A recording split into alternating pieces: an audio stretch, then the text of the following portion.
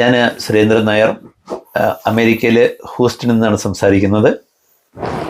2005 അവസാനത്തിൽ കേരളത്തിൽ നിന്ന് അമേരിക്കയിലേക്ക് കുടുംബസമേതം കുടിയേറി. ഏകദേശം 20 വർഷമായിട്ട് അമേരിക്കയുടെ സാമൂഹിക, സാംസ്കാരിക, സാഹിത്യ രംഗങ്ങളിലൊക്കെ വളരെ സജീവമായി ഇടപെടുകയും പ്രവർത്തിക്കുകയും ചെയ്തു വരുന്നു.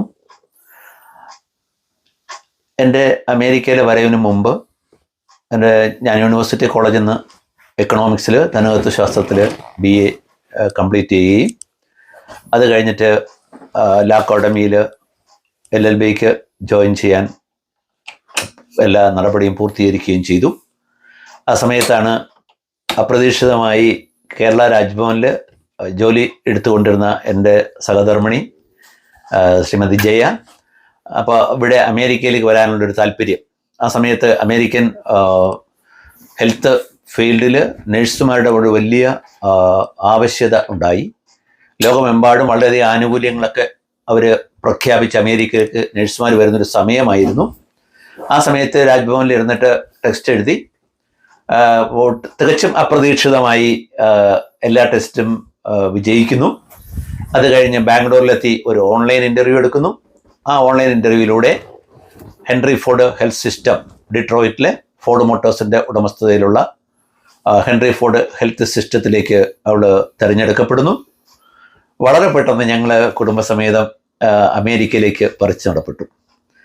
അതിനു മുന്നേ തിരുവനന്തപുരത്തുണ്ടായിരുന്ന പ്രവർത്തന മേഖല വിടുമ്പോൾ കുറച്ചൊക്കെ ബുദ്ധിമുട്ടുണ്ടായിരുന്നു. ഞാൻ Kerala food and civil supplies ഡിപ്പാർട്ട്മെൻറ്റിൽ ജോലി ചെയ്യുകയായിരുന്നു.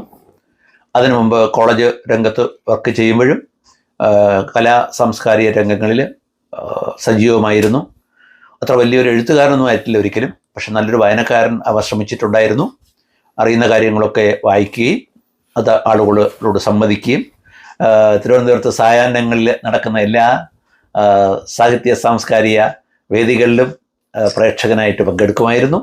അത് YMCA ഹാളിലായിരുന്നാലും കനകക്കുന്ന് പാലസിലായിരുന്നാലും വിദ്യാധിരാജ സഭയുടെ തീർത്ഥവാദ മണ്ഡപത്തിലെ ഓഡിറ്റോറിയത്തിലായിരുന്നാലും അങ്ങനെ ആ ഒരു കാലം അങ്ങനെയായിരുന്നു. ചെറുപ്പകാലം മുഴുവൻ അങ്ങനത്തെ കാര്യങ്ങളിൽ ഭയങ്കര താല്പര്യമായിരുന്നു. അത് കഴിഞ്ഞിട്ടാണ് ഗവൺമെൻറ് സർവീസിലേക്ക് എത്തുന്നത്.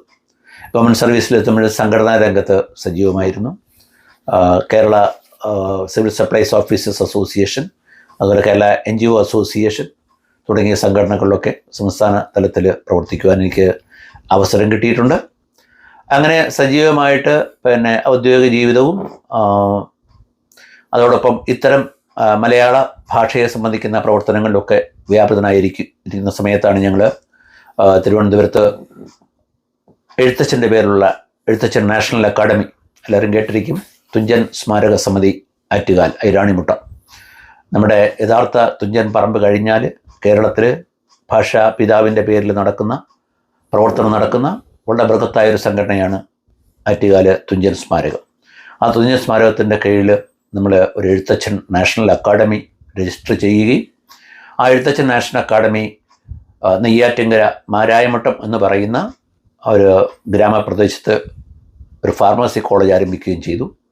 വളരെ നല്ല രീതിയിൽ നടക്കുന്ന ആ ഫാർമസി കോളേജിൻ്റെ ആരംഭകാല അംഗവും അതിൻ്റെ സജീവമായ ഒരു അംഗവുമാണ് ഇപ്പോഴും. നാട്ടിൽ ചെല്ലുമ്പോഴൊക്കെ എപ്പോഴും ഞാനവിടെ പോകാറുണ്ട്. അവർക്ക് തന്നെ നമ്മൾ തന്നെ ആ ഒരു ഹൈസ്കൂൾ നടത്തുന്നുണ്ട്. അതോടൊപ്പം ഒരു TTC, ടീച്ചേഴ്സ് ട്രെയിനിങ് സെൻറ്റർ നടത്തുന്നുണ്ട്. അങ്ങനെ കേരളത്തിൽ കഴിയുന്ന മേഖലകളിലൊക്കെ തന്നെ നമ്മുടെ സമൂഹത്തെയും നമ്മുടെ സഹജീവികളെയൊക്കെ സഹായിക്കുന്നതിനും അവരുടെ വിദ്യാഭ്യാസവും സാംസ്കാരികമായ ഉന്നതിക്ക് വേണ്ടി പ്രവർത്തിക്കുവാനും സമയം ചെലവഴിച്ചു കൊണ്ടിരിക്കുകയായിരുന്നു. അങ്ങനെയാണ് പൊടുന്നനെ അമേരിക്കയിലേക്ക് എത്തുന്നത്. അമേരിക്കയിൽ വന്നിട്ട് ആദ്യം ഒരു പറിച്ചു നടലിൻ്റെ ഒരു വലിയ ബുദ്ധിമുട്ടുണ്ടായിരുന്നു.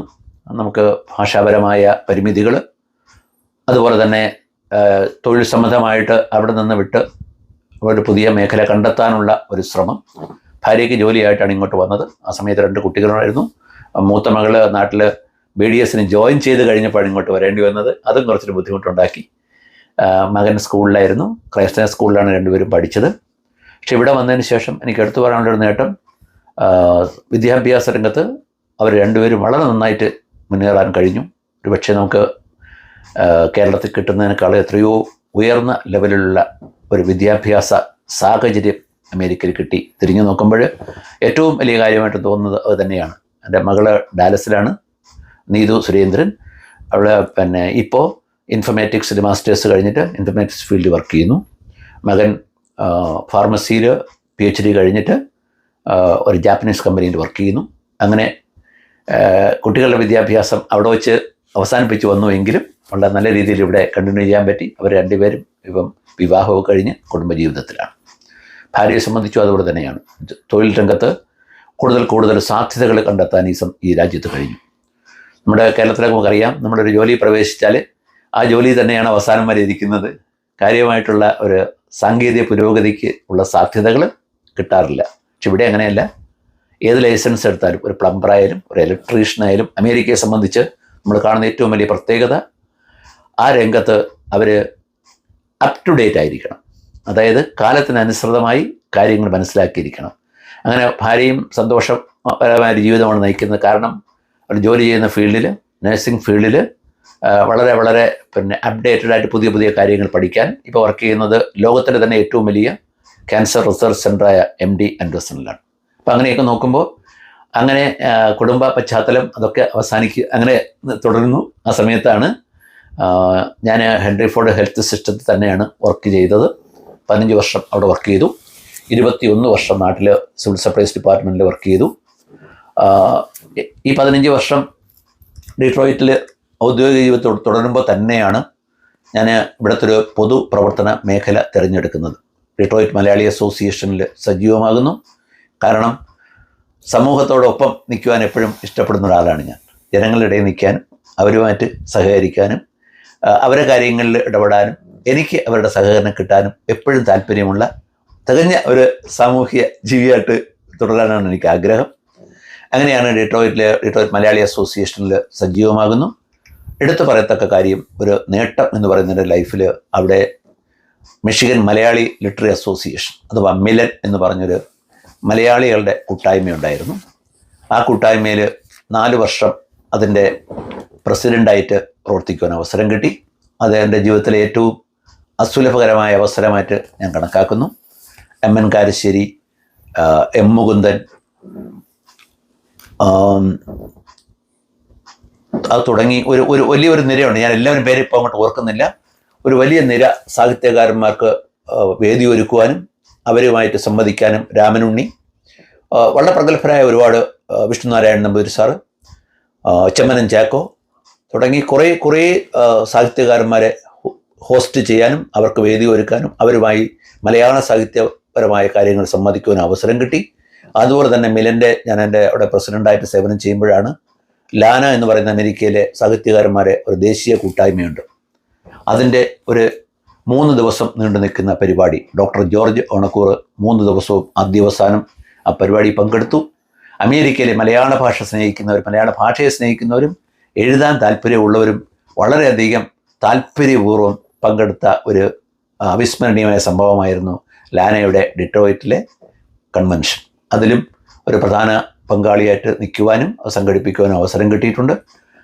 ജോർജ് ഓണക്കൂർ സാർ എന്ന് പറയുന്ന വളരെ ഭാഷയിൽ ഇത്രയും സ്നേഹിക്കുന്ന വളരെ ദീർഘകാലം അധ്യാപക വൃത്തിയിൽ നിന്ന അദ്ദേഹവുമായിട്ട് ആ 3 ദിവസം പൂർണ്ണമായിട്ട് ചിലവഴിക്കാൻ കഴിഞ്ഞു. ആ സൗഹാർദ്ദം ഇപ്പോഴും ഒരു നിധി പോലെ ഞാൻ മനസ്സ് സൂക്ഷിക്കുന്നു. തിരുവനന്തപുരത്ത് ഞാൻ എത്തുമ്പോഴൊക്കെ തന്നെ അദ്ദേഹത്തെ കാണാറുണ്ട്, അദ്ദേഹവുമായി ആശയവിനിമയം നടത്താറുണ്ട്.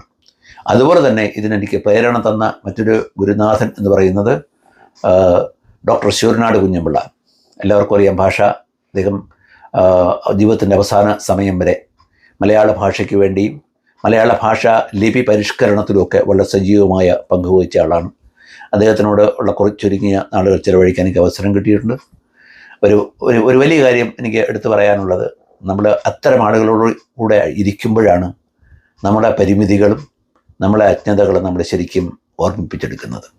അപ്പോൾ അവരോടൊപ്പമൊക്കെ വലിയ ആളുകളോടുള്ള സഹവാസം, അവരുമായിട്ട് ഉള്ള സാമീപ്യം നമ്മളിലുണ്ടാക്കുന്ന മാറ്റം വളരെ വലുതായിരിക്കും. അത് ബൗദ്ധികമായിട്ടായിരുന്നാലും ജീവിത രീതിയിലായിരുന്നാലും അങ്ങനെയൊക്കെ ഉള്ള വലിയ ഒരു സമ്പത്ത്, സാഹിത്യരംഗത്തുള്ള ഒരു അനുഭവ സമ്പത്ത് മിഷിഗണിലെ ഒരു 19 വർഷത്തെ ജീവിതം എനിക്ക് സമ്മാനിച്ചു. അങ്ങനെ ഡീട്രോയിറ്റ് മിഷിഗൻ എന്ന് പറയുന്ന സ്ഥലത്ത് 19 വർഷം സജീവമായിട്ട് ഈ സാഹിത്യരംഗത്തും അതുപോലെ മലയാളികളെ സംഘടിപ്പിക്കുന്ന കാര്യത്തിലും അതോടൊപ്പം മലയാളം ക്ലാസ് നടത്തുന്ന കാര്യത്തിലും ഡിട്രോയിറ്റ് മലയാളി അസോസിയേഷൻ്റെ ആഭിമുഖ്യത്തിൽ ഒരു മലയാളം ക്ലാസ് അവിടെ ആരംഭിച്ചു. അതിപ്പോഴും നമ്മൾ നാട്ടിലുള്ള സർക്കാരിൻ്റെ ഒരു ഏജൻസി ആയ മലയാളം മിഷനുമായിട്ട് ചേർന്നിട്ട് മലയാളം ക്ലാസ് നടന്നുകൊണ്ടേയിരിക്കുന്നു.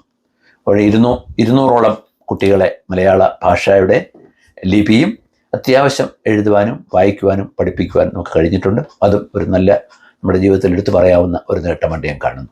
അപ്പോൾ ഭാഷയാണ് നമ്മുടെ സംസ്കാരത്തെ രൂപപ്പെടുത്തുന്നത്. ഭാഷ എന്നാണ് നമ്മുടെ അടിസ്ഥാനപരമായ ജീവിത വീക്ഷണം രൂപപ്പെടുന്നത് എന്ന് വിശ്വസിക്കുന്ന ആളാണ് ഞാൻ. കാരണം എത്ര ഭാഷകൾ പുതിയതായിട്ട് പഠിച്ചാലും നമ്മൾ ആദ്യം പഠിക്കുന്ന ഭാഷ, അവിടെ നിന്ന് കിട്ടുന്ന അനുഭവങ്ങൾ, അത് പകർന്നു തരുന്ന ഇൻഫർമേഷൻ അല്ലെങ്കിൽ വിവരം, അതായിരിക്കും നമ്മുടെ ജീവിതത്തിൽ നമ്മുടെ മനസ്സിൻ്റെ അടിത്തട്ടിൽ നമ്മൾ സ്വാധീനിക്കുന്നത്. അപ്പോൾ അങ്ങനെ ആ ഭാഷാ രംഗത്ത് പ്രവർത്തിക്കാൻ കഴിഞ്ഞു. അത് കഴിഞ്ഞിട്ടാണ് 2023 അവസാനത്തോടു കൂടി ഇങ്ങനെ അവിടെ നിന്നും ഈ സംസ്ഥാനത്തേക്ക് മൂവ് ചെയ്യാനുള്ള അല്ലെങ്കിൽ ഇങ്ങോട്ട് താമസം മാറുവാനുള്ള ആലോചന വരുന്നത്. എൻ്റെ മകൻ ക്രൈസ്റ്റ് സ്കൂളിൽ പഠിക്കുമ്പോൾ തന്നെ സാഹിത്യരംഗത്ത് കുറച്ചൊക്കെ താല്പര്യം ഉണ്ടായിരുന്നു. സംസ്ഥാന ബാലസാഹിത്യ ഇൻസ്റ്റിറ്റ്യൂട്ട് അവൻ്റെ ഒരു കവിതാ സമാഹാരം പബ്ലിഷ് ചെയ്തിട്ടുണ്ടായിരുന്നു 6ാം ക്ലാസ്സിൽ പഠിക്കുമ്പോൾ. അപ്പം അങ്ങനെ കുടുംബത്തിലെല്ലാവർക്കും തന്നെ ഭാഷയോടും സാഹിത്യത്തോടും താല്പര്യമുണ്ട്. അവരെല്ലാവരും തന്നെ ഇതിന് വേണ്ട സഹായം തരാറുണ്ട്. എല്ലാ രീതിയിലും നമ്മുടെ പ്രവർത്തനങ്ങൾക്ക് കുടുംബത്തിൽ നല്ല സപ്പോർട്ട് കിട്ടാറുണ്ട്. ആ ഒരു ഭാഷാ പ്രവർത്തനം ഹൂസ്റ്റണിലേക്ക് വന്ന 1.5 വർഷത്തോളം കഴിയുന്ന ഹൂസ്റ്റണിലോട്ട് വന്നിട്ട് കാലാവസ്ഥാപരമായ വ്യത്യാസം, ഡിട്രോയിറ്റിൽ മിഷിഗണിലുള്ള വളരെ നല്ല ശൈത്യത്തിൻ്റെ അതിപ്രസരമുള്ള സംസ്ഥാനമാണ്. അവിടെ നിന്നിട്ട് കുട്ടികൾ ജോലി സംബന്ധമായ 2 പേരും മകനും മകളും കല്യാണം കഴിഞ്ഞതോടുകൂടി അവിടെ നിന്ന് മാറുന്നു. അങ്ങനെയാണ് ഞാൻ ഇങ്ങോട്ട് വന്നത്. അപ്പോൾ അതോടൊപ്പം എനിക്ക് പറയാനുള്ള കാര്യം, ഈ പ്രവർത്തനം സാഹിത്യരംഗത്ത് പ്രവർത്തിക്കുമ്പോൾ തന്നെ Kerala Hindus of north America എന്ന് പറയുന്ന ഒരു ദേശീയ സംഘടന ഇവിടെ ഉണ്ടായിരുന്നു. ആ സംഘടനയുമായിട്ട് ബന്ധപ്പെട്ട് പ്രവർത്തിക്കുവാൻ എനിക്ക് അവസരം ലഭിച്ചിട്ടുണ്ട്. ഞാൻ അത്ര കടുത്ത ഒരു മതവിശ്വാസിയോ അല്ലെങ്കിൽ അങ്ങനെ ഒരു മതപരമായ കാര്യങ്ങളിൽ അത്ര വ്യാപൃതനായി പ്രവർത്തിക്കുന്ന ഒരാളായിരുന്നില്ല. പക്ഷേ സനാതന ധർമ്മം, അതിൻ്റെ മൂല്യങ്ങളും എന്നെ എപ്പോഴും ആകർഷിച്ചിട്ടുണ്ട്. അങ്ങനെ സനാതന ധർമ്മ പ്രചരണാർത്ഥം ജാതിയോ മതമോ ഒന്നും കൂടാതെയുള്ള ഒരു പ്രവർത്തനം അമേരിക്കയിലാകാം എന്ന് ഒരു പ്രേരണ എനിക്ക് കിട്ടുകയും അതിൽ പ്രകാരം Kerala Hindus of north America എന്ന സംഘടന ഇതിൽ സജീവമാകുകയും ചെയ്തിട്ടുണ്ട്. അതിൻ്റെ പ്രവർത്തന വഴിയിൽ അതിൻ്റെ പിന്നിട്ട വർഷങ്ങളിൽ 2015-17 കാലഘട്ടത്തിൽ അതിൻ്റെ ദേശീയ പ്രസിഡൻ്റായിട്ട് പ്രവർത്തിക്കുവാൻ എനിക്ക് അവസരം ലഭിച്ചിട്ടുണ്ട്. അത് ആ സംഘടനയുടെ തന്നെ ചരിത്രത്തിലൊരു മാറ്റമായിരുന്നു. അന്നുവരെ ഇവിടെ വർഷങ്ങളായി പ്രവർത്തിച്ച ആളുകൾ, ഇവിടെ മറ്റ് പല രംഗങ്ങളിലെ വ്യക്തിമുദ്ര പതിപ്പിച്ച ആളുകൾ മാത്രം കിട്ടുന്ന ഒരു സ്ഥാനം.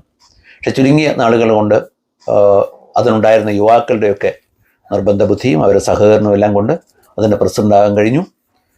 അതിൻ്റെ ഒരു പ്രധാനപ്പെട്ട ആക്ടിവിറ്റി എന്ന് പറയുന്നത് അമേരിക്കയിലെമ്പാടും സനാതനധർമ്മം പഠിപ്പിക്കുക, പ്രചരിപ്പിക്കുക.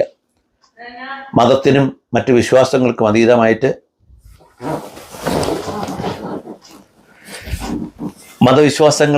അതീതമായിട്ട് മറ്റ് സാമൂഹിക വിവേചനങ്ങൾക്കൊക്കെ എതിരായിട്ട് സനാതനധർമ്മത്തിൻ്റെ മൂല്യങ്ങളിലൂടെ നമുക്ക് യുവജനങ്ങളിലെ മൂല്യബോധം വളർത്തുക.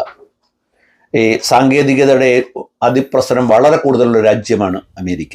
നമുക്കറിയാം അതിൻ്റെ ഒരു മേന്മ, അതിൻ്റെ ഒരു നൈപുണ്യം വളരെ വലുതാണ്. ലോകത്തെവിടെയും കിട്ടുന്നതിനേക്കാളും വലിയ സാങ്കേതിക സൗകര്യങ്ങളും അതിൻ്റെ അനന്തമായ സാധ്യതകളും ഉള്ള ഒരു രാജ്യമാണ് അമേരിക്ക.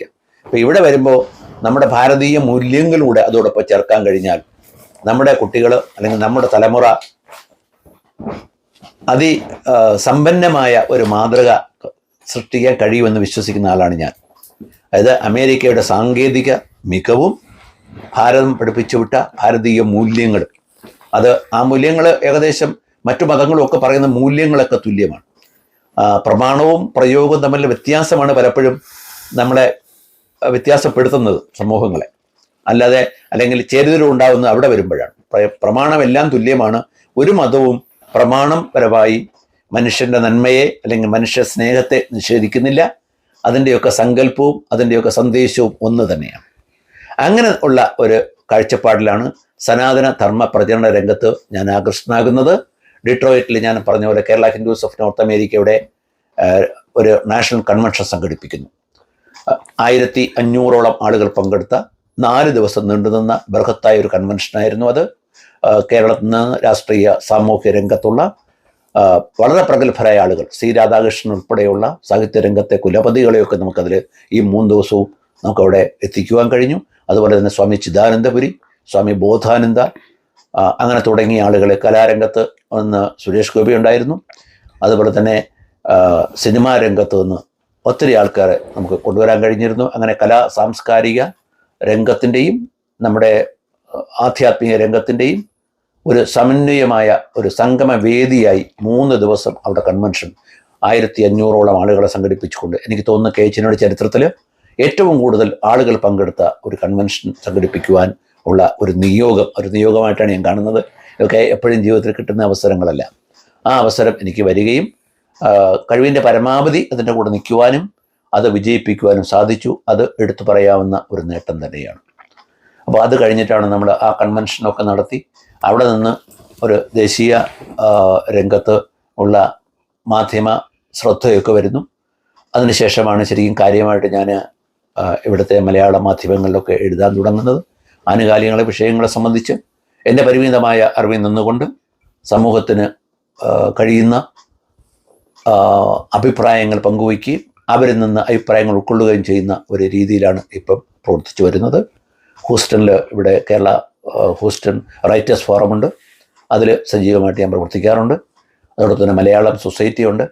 ഇപ്പം മറ്റെന്തിനേക്കാളേറെ സംസ്കാരത്തിനും ഭാഷയെയും സ്നേഹിക്കുന്ന ഒരാളാണ് ഞാൻ. ഭാഷാപരമായി നമുക്ക് ഒരുപാട് സമ്പത്തുണ്ട്. മലയാള ഭാഷ ഒരുപക്ഷെ ചെറിയ ഭാഷ എന്ന് പറയുന്നു എങ്കിൽ പോലും നമ്മൾ ആ ഭാഷയിൽ ഒരുപാട് സമ്പത്തുണ്ട്.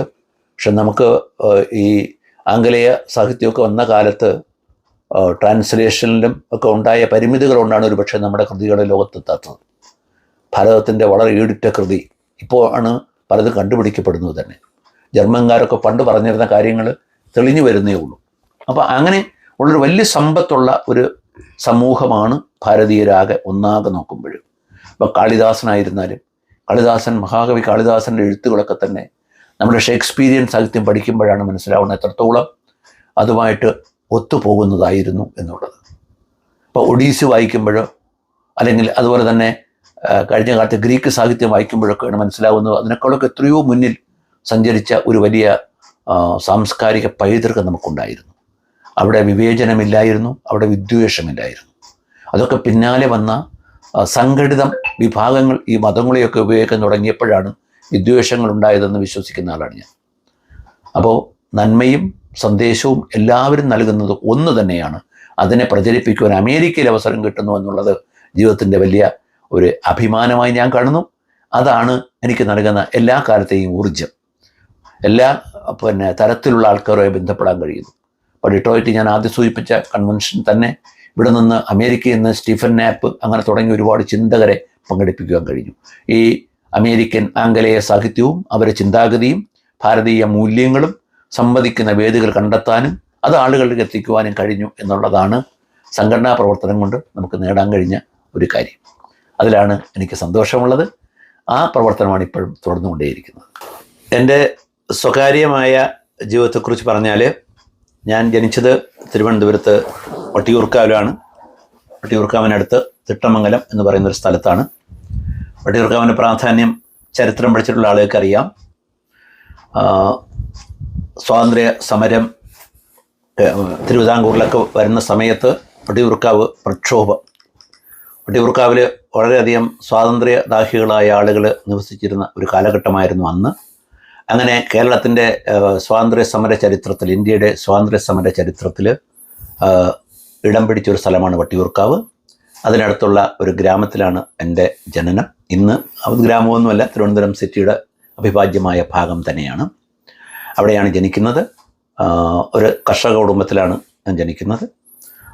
എൻ്റെ അച്ഛൻ്റെയും അമ്മയുടെയും നാട് തിരുവനന്തപുരം തന്നെയാണ്.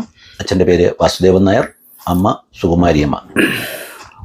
അവിടെ പ്രാഥമിക വിദ്യാഭ്യാസം നടത്തുന്നത് തിരുമല സ്കൂളിലാണ്, UPS സ്കൂളിലാണ്. അതും കഴിഞ്ഞിട്ട് ഞാൻ സെൻറ്റ് ജോസഫ് സ്കൂളിലാണ് എൻ്റെ ഹൈസ്കൂൾ വിദ്യാഭ്യാസം പൂർത്തിയാക്കുന്നത്. ഈശോ സഭ വേദിക നടത്തുന്ന ആ വിദ്യാലയം അന്ന് തിരുവനന്തപുരത്ത് ഏറ്റവും പ്രമുഖമായ ഒരു സ്കൂളായിരുന്നു സെൻറ്റ് ജോസഫ് ഹൈസ്കൂള്. തിരുവനന്തപുരത്ത് ജനറൽ ഹോസ്പിറ്റലിന് നേരെ അഭിമുഖമായി സ്ഥിതി ചെയ്യുന്ന സെൻറ്റ് ജോസഫ് ഹൈസ്കൂള്. അന്ന് ഗവൺമെൻറ് മോഡൽ ഹൈസ്കൂളും സെൻറ്റ് ജോസഫ് സ്കൂളും തമ്മിലാണ് മത്സരം. സ്വകാര്യ സ്കൂളുകളൊന്നും അന്ന് അത്രത്തോളം പ്രാമുഖ്യം നേടിയിട്ടില്ല. ആ സമയത്ത് സ്കൂളിൽ വളരെ സജീവമായി സോഷ്യൽ സർവീസ് സ്കീമിലും അതോടൊപ്പം അന്ന് സ്കൂൾ പാർലമെൻറ്റാണ്. അന്ന് രാഷ്ട്രീയം ആ സ്കൂളിൽ ഇല്ല. ഇന്നും ഈശ്വസഭയുടെ സ്കൂളിൽ രാഷ്ട്രീയം അനുവദിക്കാറില്ല. പക്ഷെ അന്ന് ആ സ്കൂളിൽ ഞാൻ സ്കൂൾ സ്പീക്കറായിരുന്നു, സ്കൂൾ അസംബ്ലിയുടെ സ്പീക്കറായിരുന്നു. അവിടെ നിന്നാണ് പ്രസംഗത്തിൻ്റെയും അതുപോലെ ഉപന്യാസത്തിൻ്റെയൊക്കെ ബാലപാഠങ്ങൾ പഠിക്കുന്നത്. അന്ന് എന്നെ അതിനെയൊക്കെ പ്രേരിപ്പിച്ചതെന്ന് ഫാദർ കുഞ്ചെറിയ. നിങ്ങൾ കേട്ടിരിക്കുക, അദ്ദേഹം ദാരുണമായൊരു സ്കൂട്ടർ അപകടത്തിലാണ് മരിച്ചത്. സെൻറ്റ് ജോസഫ് സ്കൂളിൻ്റെ ഹെഡ് മാസ്റ്ററായിരുന്നു. അതുപോലെ തന്നെ കുറേ വൈദികർ എന്നെ ഇങ്ങനെ ഈ ഒരു സാഹിത്യ അഭിരുചി വളർത്തിയതിലും പബ്ലിക് സ്പീക്കിങ്ങിൽ ആകൃഷ്ടരാക്കിയതിലുമൊക്കെ കുറേ വൈദികരുടെ പേരുണ്ട്. എനിക്കൊരിക്കലും മറക്കാൻ പറ്റാത്ത ജോർജ് കുര്യൻ, അതുപോലെയുള്ള കുറേ ആളുകളുണ്ട്. ഫാദർ മുരിക്കൻ, അങ്ങനെ വിശ്വേശ്വരൻ നായർ സാറ്, അങ്ങനെ കുറേ സ്കൂളിൽ എടുത്തു പറയാവുന്ന കുറേ ഗുരുഭൂതന്മാരുണ്ട്. അതോടൊപ്പം സ്കൂളിലും കോളേജിലുമൊക്കെ എന്നോടൊപ്പം പഠിച്ച ശ്രീ MG രാധാകൃഷ്ണൻ, എല്ലാവർക്കും സുപരിചിതനാണ്. അദ്ദേഹം പി ഗോവിന്ദപിള്ള സാറിൻ്റെ മകനാണ്. അപ്പം രാധാകൃഷ്ണൻ ഞാനും സ്കൂളിലും കോളേജിലും ഞങ്ങൾ ഒരുമിച്ചാണ് പഠിച്ചത്. ഏകദേശം 6 വർഷം ഞങ്ങൾ സഹപാഠികളായിരുന്നു. രാധാകൃഷ്ണൻ്റെ വീട്ടിൽ പോകുമ്പോഴാണ് പുസ്തകങ്ങളോടുള്ള പ്രേമം എനിക്ക് വർദ്ധിച്ചത്. ഗോവിന്ദപിള്ള സാറിൻ്റെ വീട്ടിലുള്ളിടത്തോളം പുസ്തകം എനിക്ക് കേരളത്തിൽ ഞാൻ വേറെ ആരും വീട്ടിലും കണ്ടിട്ടില്ല. അദ്ദേഹത്തിൻ്റെ സുഭാഷ് തങ്ങളുടെ വീട്ടിലോട്ട് ചെന്ന് കഴിഞ്ഞാൽ ഒരു 4 മുറി മുഴുവൻ പുസ്തകങ്ങളാണ്. ഇത് എത്ര ജന്മം കൊണ്ട് വായിച്ചു തീർക്കാൻ പറ്റുമെന്നുള്ളത് ഞാൻ പലപ്പോഴും ആലോചിച്ചിട്ടുണ്ട്. അപ്പം അദ്ദേഹം പറഞ്ഞത് എല്ലാം വായിക്കാറില്ല, ചിലതൊക്കെ റെഫറൻസാണ്. അങ്ങനെ വളരെ വളരെ വളരെ സമ്പന്നമായ ഒരു വിജ്ഞാന കേന്ദ്രമായിരുന്നു ഗോവിന്ദപിള്ള സാറിൻ്റെ വീട്. അത് രാധാകൃഷ്ണനുള്ള ബന്ധമാണ് എനിക്ക് അതിന് കാരണഭൂതമായത്. അപ്പം അതുകൊണ്ട് എൻ്റെ സ്കൂൾ പഠനകാലത്ത് സുഹൃത്തുക്കളിൽ ഞാൻ എപ്പോഴും ഓർക്കുന്നത് രാധാകൃഷ്ണനെയാണ്. അത് കഴിഞ്ഞ കോളേജ് പഠനകാലത്ത് എന്നോടൊപ്പം ഉണ്ടായിരുന്നതാണ് C. ഉണ്ണിരാജയുടെ മകൻ ബാബുരാജ്. അദ്ദേഹവും ഇപ്പോൾ ചലച്ചിത്ര രംഗത്ത്, ഷോർട്ട് ഫിലിം രംഗത്തൊക്കെ വളരെ ആർജവത്തോടെ ഇടപെടുന്ന ഒരാളാണ്. അദ്ദേഹവും എൻ്റെ കോളേജ് ഫ്രണ്ടാണ്. അതെല്ലാം അതീതമായിട്ട് ശ്രീ പ്രിയദർശൻ, സുപ്രസിദ്ധമായ സിനിമാ സംവിധായകൻ പ്രിയദർശൻ ഞങ്ങളുടെ കോളേജ് മേറ്റായിരുന്നു. അദ്ദേഹം ഇംഗ്ലീഷും ഞാൻ എക്കണോമിക്സുമായിരുന്നു. പക്ഷേ ഞങ്ങളെപ്പോഴും അടുത്ത് പ്രവർത്തിക്കുന്ന സഹപ്രവർത്തകരായിരുന്നു. ആ സമയത്ത് തന്നെയാണ് തിരുവനന്തപുരത്ത് ഇന്ത്യൻ കോഫി ഹൗസിനെ കുറിച്ച് നിങ്ങൾ കേട്ടിരിക്കും. ഇന്നത്തെ കോഫി ഹൗസ് അല്ല. തിരുവനന്തപുരത്തുള്ള ഒരുവിധം എല്ലാ പ്രമുഖരും ഈ വൈകുന്നേരങ്ങളിൽ സമ്മേളിക്കുന്ന ഒരു സ്ഥലമാണ് ഇന്ത്യൻ കോഫി ഹൗസ്. ആ കോഫി ഹൗസിലുള്ള നമ്മുടെ സൗഹൃദ വലയത്തിൽപ്പെട്ട ആളായിരുന്നു എന്നെക്കേട്ടും ഒരു 2-3 വയസ്സിന് താഴെയുള്ള ശ്രീ മോഹൻലാൽ, അതുപോലെ തന്നെ മണിയമ്പിള്ള രാജു. അങ്ങനെ ഒരു വലിയ സുഹൃത്ത് സംഘം തിരുവനന്തപുരത്തുണ്ടായിരുന്നു. അപ്പം അങ്ങനെയൊക്കെ അവരുമായിട്ടൊക്കെ സംവദിക്കാനും അവരുമൊക്കെ കാണുവാൻ, ആ കാലത്ത് സംസാരിക്കാനും ഒക്കെ ഒരു അവസരം ലഭിച്ചത് യൂണിവേഴ്സിറ്റി കോളേജിലെ പഠനമായിരുന്നു. പ്രീ ഡിഗ്രി പഠിച്ചത് ക്രിസ്ത്യൻ കോളേജിലായിരുന്നു. അതും കഴിഞ്ഞിട്ട് യൂണിവേഴ്സിറ്റി കോളേജിൽ എത്തുമ്പോഴാണ് ഈ സൗഹൃദം ഇത്ര വിപുലമാകുന്നത്. അങ്ങനെ വളരെ വൈപുല്യമാർന്ന ഒരു സൗഹൃദ സദസ്സ്, അവിടെ നിന്ന് കിട്ടിയ പ്രചോദനം, അതെല്ലാം നിൽക്കുമ്പോഴാണ് സർക്കാർ ജോലിയിലേക്ക് പ്രവേശിക്കുന്നത്. പിന്നെ അത് കഴിഞ്ഞിട്ട് ഈ ബന്ധങ്ങളൊക്കെ അങ്ങനെ കാര്യമായിട്ട് സൂക്ഷിക്കാൻ പറ്റിയിട്ടുണ്ടോ എന്ന് ചോദിച്ചാൽ ഇല്ല. എന്നാലും അപൂർവമായി നാട്ടിൽ പോകുമ്പോൾ അവരൊക്കെ കാണാറുണ്ട്, അവരോട്ടൊക്കെ സംസാരിക്കാറുണ്ട്. അതുപോലെ തന്നെ സംവിധായകൻ രാജീവ്നാഥിൻ്റെ സഹോദരൻ അശോകൻ, അവരൊക്കെ നമ്മുടെ അന്നത്തെ കാലത്തെ ഈ സൗഹൃദ കൂട്ടായ്മയിലെ അംഗങ്ങളായിരുന്നു. അങ്ങനെ ഒരു വലിയ ഒരു സമൂഹം അന്ന് തിരുവനന്തപുരത്തുണ്ടായിരുന്നു. പക്ഷെ അതുപോലുള്ള ഒരു സൗഹൃദ വേദികളൊക്കെ ഇപ്പോഴത്തെ ഈ പുതിയ കാലത്ത് നഷ്ടമായിട്ടുണ്ടോ എന്ന് സംശയമുണ്ട്. ഒരുപക്ഷെ നഗരവൽക്കരണത്തിൻ്റെ ഒരു അതിപ്രസരം കൊണ്ടാകാം. അതല്ല എന്നുണ്ടെങ്കിൽ സോഷ്യൽ മീഡിയ പോലുള്ള സാമൂഹ്യ രംഗത്തുള്ള ഇടപെടലുകൾ കൊണ്ട് ആളുകൾ വ്യക്തിബന്ധങ്ങളും വ്യക്തിപരമായ വേദികളും ഒക്കെ ഒഴിവാക്കുന്നതാണോ എന്ന് എനിക്കറിയില്ല. അതുപോലെ ഒരു വേദി ഇപ്പോൾ ഉണ്ടാകുന്നില്ല. അതുപോലെ തന്നെ തിരുവനന്തപുരത്ത് സെക്രട്ടേറിയറ്റിന് തൊട്ട് പുറകെ പ്രവർത്തിക്കുന്ന നാഷണൽ ക്ലബ്ബ്, ഞാൻ നാഷണൽ ക്ലബിൻ്റെ ഒരു ഭരണസമിതി അംഗമായിരുന്നു.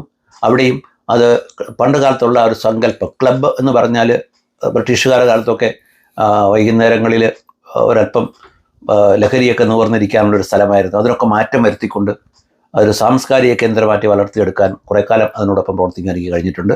സെക്രട്ടേറിയറ്റിൻ്റെ പുരോഭാഗത്ത് പ്രവർത്തിക്കുന്ന നാഷണൽ ക്ലബ്ബ്, അതിൽ ഒത്തിരി ആക്ടിവിറ്റീസ് ഉണ്ട് അവിടെ. നിങ്ങൾ തിരുവനന്തപുരത്ത് ആദ്യമായിട്ട് കേരള ജിംഖാന കഴിഞ്ഞാൽ അടുത്തൊരു നല്ല ഫിസിക്കൽ ട്രെയിനിങ് സെൻറ്റർ തുറക്കുന്നത് തന്നെ അവിടെയാണ്. ഒരു നല്ല പിന്നെ ജിംനാസ്റ്റിക്, അതുപോലെ തന്നെ ഒരു നല്ല വ്യായാമ പരിശീലന കേന്ദ്രം, അതോടൊപ്പം നല്ല ഓഡിറ്റോറിയം, നല്ല ഭക്ഷണം കിട്ടുന്ന ഒരു റെസ്റ്റോറൻറ്റ്, അങ്ങനെയൊക്കെ തിരുവനന്തപുരം സിറ്റിയുടെ ഹാർട്ടായ സ്ഥലത്ത് തന്നെ സംഘടിപ്പിക്കാൻ കഴിഞ്ഞിട്ടുണ്ട്. അവിടെയും ഒരുപാട് നല്ല ആൾക്കാരുമായിട്ട് അടുത്ത് പ്രവർത്തിക്കുവാൻ എനിക്ക് അവസരം ലഭിച്ചിട്ടുണ്ട്. സാഹിത്യരംഗത്തും അതുപോലെ തന്നെ ഔദ്യോഗിക രംഗത്തും അന്ന് വ്യക്തിമന്ത്രി ഒത്തിരി ആൾക്കാർ, അഡ്വക്കേറ്റ് പരപ്പംകോട് ശ്രീധരൻ നായർ സാറ്, അതുപോലെ തന്നെ പിന്നെ ലംബോദരൻ നായർ IPS, അങ്ങനെ ഒരു വലിയ നിര, പോലീസ് രംഗത്തും സാഹിത്യരംഗത്തും കൂടെ രമേശൻ നായർ, അങ്ങനെയുള്ള കുറേ ആളുകളുടെ ഒരു സംഗമ വേദിയായിരുന്നു ഇത്. ഇപ്പം സായികുമാർ ഞങ്ങളുടെ ക്ലബിൻ്റെ അന്നത്തെ മെമ്പറാണ്, ജഗദീഷ് അവിടെ മെമ്പറാണ്. അങ്ങനെയുള്ള സിനിമാ രംഗത്തും അത് സാമൂഹ്യ രംഗത്തും ഒക്കെ ഉള്ള കുറേ ആളുകളുണ്ട്. പിന്നെ എങ്ങനെ നോക്കിയിരുന്നാലും ഒരു നല്ല ഒരു സൗഹൃദ വേദി ഇപ്പോഴും അവിടെ ഞാൻ പോകുമ്പോഴൊക്കെ അവിടെ പോകാറുണ്ട്. അവരുമായിട്ടൊക്കെ സംവദിക്കാനുള്ള അവസരം കിട്ടാറുണ്ട്. അതും ഒരു നല്ല അനുഭവമാണ്.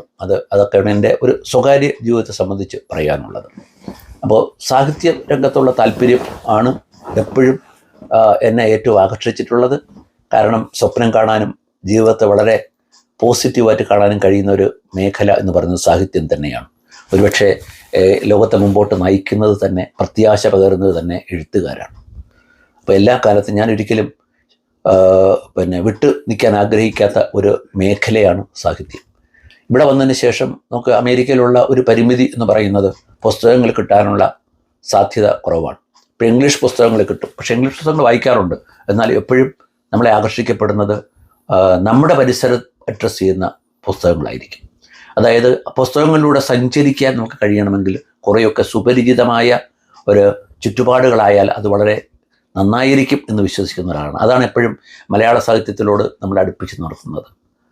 അപ്പോൾ SK പൊറ്റക്കാടിൻ്റെ പുസ്തകങ്ങൾ വായിക്കുമ്പോൾ നമുക്ക് വളരെയധികം ഒരു മലയാളം മണ്ണിൻ്റെ ഗന്ധം സാഹിത്യം മാത്രമല്ല വരുന്നത്. അത് MD ആയിരുന്നാലും M മുകുന്ദനായിരുന്നാലും സേതു ആയിരുന്നാലും അങ്ങനെയുള്ള എല്ലാ എഴുത്തുകാരെയും വായിക്കാൻ ഞാൻ ശ്രമിക്കാറുണ്ട്. അതോടൊപ്പം പുതിയ തലമുറയിലേക്ക് വരുമ്പോൾ സുഭാഷ് ചന്ദ്രനുണ്ട്, സന്തോഷ് കുമാറുണ്ട്, സന്തോഷ് എച്ചിക്കാനമുണ്ട്. അതെല്ലാം കഴിഞ്ഞിട്ട് ഇപ്പം വളരെ പോപ്പുലറായ റാം കെയർ ഓഫ് ആനന്ദി എഴുതിയ ധർമ്മടം, അദ്ദേഹത്തിൻ്റെ പുസ്തകവും ഞാൻ വായിക്കാറുണ്ട്. അതിനെയൊക്കെ സംബന്ധിച്ച് ആ വായന പങ്കുവയ്ക്കാനുള്ള വേദി ഇവിടെ ഉണ്ട് എന്നുള്ളതാണ് നാട്ടിൽ നിന്നുള്ള ഒരു വ്യത്യാസം. നാട്ടിൽ നമുക്ക് പലപ്പോഴും അങ്ങനത്തെ വേദികളിൽ BJT ഹാളിലൊക്കെ പണ്ട്, ഇപ്പോൾ അതിൻ്റെ ഹാളിൻ്റെ പേര് മാറ്റിയെങ്കിലും YMCA ഹാൾ, അവിടെയൊക്കെ സാഹിത്യ ചർച്ച നടക്കുമെങ്കിലും വളരെ പരിമിതമായ സദസ്സാണ്. പക്ഷെ അതിനേക്കാളേറെ അമേരിക്കയിൽ എനിക്ക് തോന്നുന്നത് കുറെ കൂടെ സജീവമായിട്ട് സാഹിത്യ രംഗത്തെ അറിയാൻ താല്പര്യമുള്ള ഒരു തലമുറ ഇവിടെ ഉണ്ട്. ആ തലമുറയുമായിട്ട് നമുക്ക് വായന അനുഭവം നമുക്ക് പങ്കുവയ്ക്കാൻ കഴിയും. അതൊരു വലിയ കാര്യമാണ്. അപ്പം അങ്ങനെയുള്ള അവസരങ്ങൾ എനിക്ക് പലപ്പോഴും ലഭിച്ചിട്ടുണ്ട്. പല എഴുത്തുകാരുടെയും പുസ്തകങ്ങൾ അവിടെ നമ്മൾ ചർച്ച ചെയ്യാറുണ്ട്. ആ ചർച്ചയിൽ മറ്റാളുകളെ പുസ്തകം വായിക്കാനുള്ള പ്രേരണ ഉണ്ടാക്കാൻ കഴിയും. അറിയാത്ത കാര്യമാണെങ്കിൽ അവരത് പഠിക്കും കൂടുതലായിട്ട്. ഇപ്പം റാം കെയർ ഓഫ് ആനന്ദി വളരെ വിവാദമായ ഒന്നാണ്. ആ പുസ്തകത്തിന് നാഷണൽ അവാർഡ് കൊടുത്തപ്പോൾ അവാർഡിൻ്റെ സങ്കല്പത്തിൽ തന്നെ ആളുകൾ പലരും ചോദ്യം ചെയ്യുന്നതായിട്ട് ഞാൻ സാമൂഹ്യ മാധ്യമങ്ങളിലൊക്കെ വായിച്ചു. പക്ഷേ ഇത്രത്തോളം റീഡബിലിറ്റി ഉള്ളൊരു പുസ്തകം, ആളുകളെ വായിക്കാൻ പ്രേരിപ്പിക്കുന്ന, ഇപ്പോൾ ജനകീയ സാഹിത്യം എന്നൊക്കെ പറയുമ്പോൾ അത് ഓരോരുത്തരുടെയും സങ്കല്പം അനുസരിച്ചാണ് ഓരോന്നിനെയും വിലയിരുത്തുന്നത്. അത് ആത്മനിഷ്ഠമാണ് തീർച്ചയായും, അത് യാതൊരു സംശയവുമില്ല. നമുക്കറിയാം, നമ്മളൊക്കെ പഠിക്കുന്ന, നമ്മളൊക്കെ കോളേജ് കാലത്ത് നമ്മൾ ചങ്ങമ്പുഴയെക്കുറിച്ച് പുരോഗമന കലാസാഹിത്യ സംഘം എന്ന് പറയുന്ന ആളുകൾ നടത്തിയിരുന്ന വിലയിരുത്തലുകൾ എന്ത് വികലമായ വിലയിരുത്തലായിരുന്നുള്ളത് നമുക്ക് പിന്നെ പഠിക്കുമ്പോഴാണ് മനസ്സിലാകുന്നത്. ചങ്ങമ്പുഴയെ പോലെ ഇത്രയും ആളുകളെ ആകർഷിക്കാൻ കഴിഞ്ഞ ഒരു എഴുത്തുകാരൻ, താൻ എഴുതിയ പുസ്തകം പഠിപ്പിക്കുന്നതിന് വേദിയാകാൻ കഴിഞ്ഞ ഒരാൾ, അങ്ങനെയുള്ള ഒരാളിനെ പോലും ചില രാഷ്ട്രീയ താല്പര്യങ്ങളുടെ പുറത്ത്, രാഷ്ട്രീയത്തിൽ ഉണ്ടാകുന്ന ഗ്രൂപ്പിസത്തിൻ്റെ പുറത്ത് സാഹിത്യത്തെ മലീമസമാക്കാൻ ശ്രമിച്ചിട്ടുള്ള ഒരുപാട് അവസരങ്ങൾ കേരളത്തിലുണ്ട്. അപ്പോൾ ദീർഘമായി അതിനെക്കുറിച്ച് ഞാൻ പറയുന്നില്ല. ആ പ്രവണതയ്ക്ക് പക്ഷേ ഒരു മാറ്റം വന്നിട്ടുണ്ടെന്നാണ് എനിക്കിപ്പോൾ തോന്നുന്നത്. പഴയതുപോലെ എഴുത്തുകാരെ അങ്ങനെ പൂർണ്ണമായി ചങ്ങലക്കിടാൻ കഴിയുന്നില്ല. ഇപ്പം പലപ്പോഴും എനിക്ക് തോന്നാറുണ്ട്, ഇപ്പം ആരാച്ചാർ എന്ന് പറയുന്ന പുസ്തകം വായിച്ചു കഴിയുമ്പോൾ KR മീരയോട് എനിക്കുണ്ടാകുന്ന ഒരു അടുപ്പം, പക്ഷെ അവരെടുക്കുന്ന രാഷ്ട്രീയ നിലപാടുകൾ, അവരെ കൊണ്ടെത്തിക്കുന്ന ചില സങ്കേതങ്ങൾ നമ്മളിൽ നിരാശ ഉണർത്താറുണ്ട്. അപ്പോൾ അതിനോടാണ് നമുക്ക് വ്യത്യാസം. പക്ഷേ ഇങ്ങനെ ഇപ്പോൾ ചങ്ങമ്പുഴ മുതൽ ഇങ്ങോട്ട് എല്ലാവരെയും ആസ്വദിക്കാൻ നമുക്ക് കഴിയണമെങ്കിൽ വളരെ തുറന്ന ഒരു മനസ്സ്, ഒരാസ്വാദന ശേഷി, നമ്മളോട് മാത്രം സ്വകാര്യമായി ഒരു എഴുത്തുകാരൻ സംസാരിക്കുന്നു എന്നൊരു ഫീല്, എന്നൊരു വികാരം ഒരു കൃതിക്ക് ഉണ്ടാക്കാൻ കഴിഞ്ഞാൽ മാത്രമേ നമ്മളെ ആ കൃതിയോട്ട് അടുപ്പിക്കാറുള്ളൂ. എപ്പോഴും ചില പുസ്തകങ്ങൾ നമ്മൾ എത്ര പ്രാവശ്യം വായിച്ചാലും നമ്മൾ മാറ്റി വയ്ക്കാറില്ല. അപ്പോൾ രണ്ടാം ഊഴം ഒരു ഉദാഹരണം ഞാൻ പറയുന്നത്, രണ്ടാം ഊഴത്തിൻ്റെ കഥയിൽ ഭീമന് കൊടുക്കുന്ന ആ ഒരു പ്രാധാന്യം പിന്നെ ഈ ശരിക്കും പറഞ്ഞാൽ ആധ്യാത്മികവാദികളുടെ ഭാഗത്ത് അത് നീതീകരിക്കപ്പെടുന്നുണ്ടോ ഇല്ലയോ വിവാദങ്ങൾ അതൊക്കെ അങ്ങ് മാറ്റി വച്ചിട്ട് നമ്മളതിൻ്റെ സാഹിത്യപരമായ മേന്മയിലേക്ക് മാത്രം പോകുമ്പോൾ, അതിലുള്ള സാഹിത്യ അംശങ്ങൾ ആസ്വദിക്കാൻ കഴിയുമ്പോൾ അതൊരു ബൃഹത്തായ പുസ്തകമാണ്. അതുപോലെ തന്നെയാണ് OV വിജയൻ്റെ പുസ്തകവും. ഇപ്പം ഖസാക്ക് വായിക്കുമ്പോൾ ഖസാക്ക് നൽകുന്ന ഒരു സന്ദേശം, അവിടെ കുഞ്ഞാമിനെ ഉണ്ടാകുന്നുണ്ട്, അവിടെ രവി ഉണ്ടാകുന്നു, ഈശ്വരവിശ്വാസി ഉണ്ടാകുന്നു, അതോടൊപ്പം ഖബർസ്ഥാനങ്ങൾ ആരാധിക്കുന്നവരുണ്ടാകുന്നു. ഇതിനെയൊക്കെ സമന്വയിപ്പിച്ചുകൊണ്ട് ഒരു കേരളീയത നമ്മുടെ ഭാഷയിൽ കൊണ്ടുവരാൻ കഴിഞ്ഞത് അത് OV വിജയന് മാത്രമേ ഉള്ളൂ. ആ OV വിജയനെയും ഞാൻ നേരത്തെ പറഞ്ഞതുപോലെ CIA ഏജൻ്റ് എന്ന് ചാപ്പ കുത്താൻ നമ്മൾ ചില സാഹിത്യ കൂട്ടായ്മകൾ ശ്രമിച്ചിട്ടുണ്ട്. അപ്പോൾ അതൊക്കെ അങ്ങ് മാറ്റി വെച്ചിട്ട് അത്തരം പിന്നെ പ്രവണതകളൊന്നും ഇല്ലാത്തൊരു വിലയിരുത്തലിൻ്റെ വേദിയാണ് അമേരിക്ക എന്നെനിക്ക് പറയുവാൻ കഴിയും. വളരെ വളരെ സന്തോഷമുള്ളൊരു കാര്യമാണ്. ഇവിടെ അങ്ങനെ ഈ രാഷ്ട്രീയത്തിൻ്റെ അതിപ്രസരമൊന്നുമില്ല. നമ്മുടെ നാട്ടിൽ നിന്ന് വ്യത്യസ്തമായൊരു കാര്യം, തെരഞ്ഞെടുപ്പുകളിൽ മാത്രം രാഷ്ട്രീയം വരികയും തെരഞ്ഞെടുപ്പ് കഴിയുമ്പോൾ രാജ്യം മുന്നിൽ വരികയും ചെയ്യുന്ന ഒരു സ്ഥിതിവിശേഷമാണ്. അതാണ് അമേരിക്കൻ രാഷ്ട്രീയത്തിൻ്റെ ഏറ്റവും വലിയ പ്രത്യേകത. ഇപ്പോൾ സാംസ്കാരികമായി നമ്മൾ അമേരിക്കയിൽ ഒരുപാട് കുഴപ്പമുണ്ട്, മൂല്യങ്ങളില്ല എന്ന് പറയുമ്പോൾ ഞാൻ അതിനോട് യോജിക്കുന്ന ഒരാളല്ല. അമേരിക്കയിലും മൂല്യം ഉൾക്കൊണ്ടുകൊണ്ട് ജീവിക്കുന്ന ഒരുപാട് വിഭാഗങ്ങളുണ്ട്. അപ്പോൾ ഇതിനൊക്കെ നമുക്ക് ഉൾക്കൊള്ളാൻ കഴിയുന്നതിനെ ഉൾക്കൊള്ളുകയും അതിനെ വളർത്തുകയും ചെയ്യണം. ഈ രാഷ്ട്രീയ അതിപ്രസരമാണ് നമ്മുടെ സംസ്ഥാനത്തിനെ ഇത്രയും പിന്നോട്ട് കൊണ്ടുപോയെന്ന് ബലമായി വിശ്വസിക്കുന്ന ആളാണ് ഞാൻ. ഈ രാഷ്ട്രീയം ഉണ്ടാക്കിയെടുത്തതിൻ്റെ പിന്നിലൊക്കെ എന്ത് അജണ്ടയായിരുന്നാലും അത് നമ്മുടെ തലമുറയോട് ചെയ്ത ഏറ്റവും വലിയ ദ്രോഹമാണ്. ഇത്രയും യുവാക്കൾ നമ്മുടെ രാജ്യം വിട്ട് പുറത്തു പോകുന്ന ഒരു പ്രവണത ഈ ലോകത്ത് വേറെ ഒരു രാജ്യത്തിനില്ല. ഇസ്രായേലിനെ കുറിച്ച് നിങ്ങൾ പഠിച്ചിരിക്കും. ഈ ഏറ്റവും കൂടുതൽ യുവാക്കളെ അല്ലെങ്കിൽ രാജ്യത്ത് വളരുന്ന സമ്പത്തിനെ അവിടെ തന്നെ നിർത്തുന്ന ഒരു രാജ്യമാണ് ഇസ്രായേൽ. ഇസ്രായേലിൽ നിന്ന് നിങ്ങൾ ഒരാളിന് പുറത്തു പോയി പിന്നെ ജീവൻ തുടരാൻ വളരെയധികം പ്രതിബന്ധങ്ങളുള്ള രാജ്യമാണ്. കാരണം അവിടുത്തെ ഓരോ ബ്രെയിനിനെയും അവിടെ നിർത്തി അവർ ആ രാജ്യത്തിന് ഉപകരിക്കപ്പെടുന്നു. നമ്മളെ സംബന്ധിച്ചിടത്തോളം നമുക്ക് ഹ്യൂമൻ പവർ, മാൻ പവർ വളരെ കൂടുതലുണ്ട്. എങ്കിൽ പോലും നമ്മൾ പഠിപ്പിച്ച വളർത്തി വലുതാക്കുന്ന ആളുകൾ നമ്മുടെ രാജ്യത്ത് നിന്ന് വിട്ടുപോകുന്നത് നഷ്ടം തന്നെയാണ്. അതിന് യാതൊരു സംശയവുമില്ല. നമുക്ക് ആവശ്യം കഴിഞ്ഞ ആൾ പുറത്തു പോകുന്നതിന് കുഴപ്പമില്ല. അല്ലാത്ത ആളുകൾ പോകുന്ന പ്രവണതയെക്കുറിച്ച് ചർച്ച ചെയ്യേണ്ട സമയം കഴിഞ്ഞിരിക്കുന്നു. എന്തുകൊണ്ട് നമ്മളെ കുട്ടികൾ കലാലയം വിട്ടു പോകുന്നു? കലാലയങ്ങളെല്ലാം രാഷ്ട്രീയ കലുഷിതമായതുകൊണ്ട് തന്നെയാണ് എന്ന് വിശ്വസിക്കുന്ന ഒരാളാണ് ഞാൻ. അപ്പോൾ നമ്മുടെ രാജ്യം, നമ്മുടെ രാജ്യത്തിൻ്റെ നിലനിൽപ്പ്, നമ്മുടെ ജനങ്ങളുടെ ഭൗതികമായ പുരോഗതി, അതിനനുയോജ്യമായ ഒരു രാഷ്ട്രീയ സംവിധാനം ഇനിയും വളർന്നു വരേണ്ടിയിരിക്കുന്നു.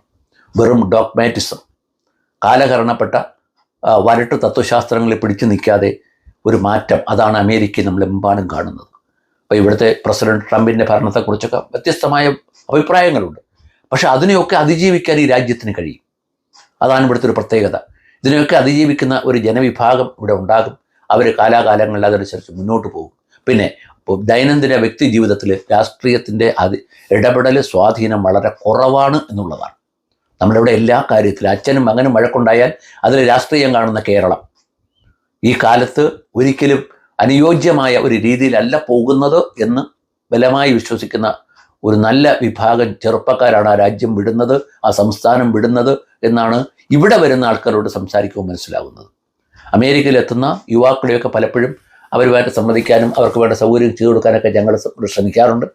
അപ്പോൾ നമ്മൾ ചോദിക്കാറുണ്ട്, എന്തുകൊണ്ടാണ് ഇപ്പം 7 വർഷം 8 വർഷം അവിടെ പഠിച്ച് നമ്മുടെ രാജ്യത്തിൻ്റെ സമ്പത്ത് ഇത്രയും ഉപയോഗിച്ച് വിദ്യാഭ്യാസം പൂർത്തിയാക്കിയ നിങ്ങൾ ആ രാജ്യത്തെ സേവിക്കാതെ എന്തുകൊണ്ട് ഇങ്ങോട്ട് വന്നു എന്ന് പറയുമ്പോൾ അവസരങ്ങൾ തേടി എന്ന് പറയുന്നതോടൊപ്പം തന്നെ അവർ പറയുന്ന പ്രധാനപ്പെട്ട ഒരു കാര്യം അവിടെയുള്ള എന്തിനും ഏതിനുമുള്ള രാഷ്ട്രീയ കലുഷിതമായ കലാലയ അന്തരീക്ഷം. തൊഴിൽ രംഗത്തായാലും അങ്ങനെ തന്നെ, നിയമനങ്ങളിലേക്കായിരുന്നാലും അല്ലെങ്കിൽ കോമ്പിറ്റൻസിയെ അംഗീകരിക്കാത്തൊരു സമൂഹം, വെറും ശുപാർശകളും രാഷ്ട്രീയ അടിമത്വവും നിലനിർത്താൻ വേണ്ടി മാത്രം പോകുന്ന ഒരു രാഷ്ട്രീയ സാമൂഹ്യ പശ്ചാത്തലം, അതിൽ നിന്നൊരു മോചനമാണ് നമ്മൾ ആഗ്രഹിക്കുന്നത്. ഇപ്പോൾ ഏറ്റവും അവസാനം ഇപ്പോൾ ശശി തരൂർ എന്ന് പറയുന്ന ഞങ്ങളുടെ ട്രിവാൻഡ്രത്തെ MP, എന്തായാലും ഞങ്ങളുടെ അഭിമാനമുള്ള ഒരു MP ആയിരുന്നു. ഒരു രാഷ്ട്രീയ ബോധം നോക്കാതെ ആൾക്കാർ വോട്ട് ചെയ്യുന്ന ഒരു ഇലക്ഷനാണ് എപ്പോഴും ശശി തരൂർ കഴിഞ്ഞ 3 പ്രാവശ്യം മത്സരിച്ചപ്പോഴും കണ്ടത്. അപ്പോൾ എല്ലാവരും വോട്ട് ചെയ്തത് അദ്ദേഹത്തിൻ്റെ വീക്ഷണത്തിനാണ്. അദ്ദേഹം ഒരുപാട് സമുന്നതമായി ചിന്തിക്കുന്ന ഒരാളാണ്. പക്ഷേ ഏറ്റവും അവസാനം അദ്ദേഹം പറഞ്ഞ ഒരു പ്രസ്താവന, എൻ്റെ രാജ്യമാണ് ഏറ്റവും വലുത്, രാഷ്ട്രീയം രണ്ടാമതാണ്. അത് വലിയ വിവാദമായി. രാജ്യമുണ്ടെങ്കിലേ രാഷ്ട്രീയമുള്ളൂ.